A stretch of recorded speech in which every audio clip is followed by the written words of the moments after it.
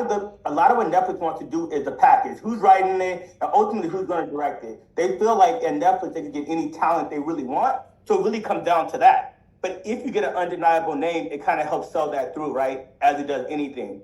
I want to say, like, a lot of times we talk about these one-offs as, you know, the commonality, right? Like American Fiction was so hard to make, right? Let's just say Ed O'Ryan ultimately ended up where it was, but it was hard for him to make. It was sub 10 million, 5 million, 4 producers were on there to get that. It was a script that existed for a long time, and ultimately the main part was he couldn't get the casting for a long time, and he couldn't even get the money to do it. So I'm gonna say this: even at that $5 million to $10 million mark, I think the film made like 22 million total.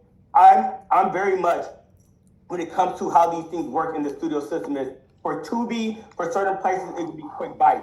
But for some places, they got to be able to cover their overhead and cover those costs. So for instance, Lionsgate and Universal, they're not going to do a small film. They have no interest to do it. They're like, look, we got to pay $1 billion overhead. Us doing this small $5 million film that makes 20 million that use our people and resources to do it doesn't make business sense. So I always tell people to always think about the business of it all as well. Where can you make it? Lionsgate, from the studio side of it, is probably the one that can take a little more swing, but even theirs is still 10 million plus. And again, they're looking to do thrillers, right? Where they've always kind of played John Wick, action movies, things that bring people to theaters. So I'm gonna say, as a whole, what we're seeing from the streamers is they're way more interested in doing genre type films, right? And how do you do it at a price? How do you get that big? How do you get the audience extremely excited about watching it? And how do you keep subscribers growing, right?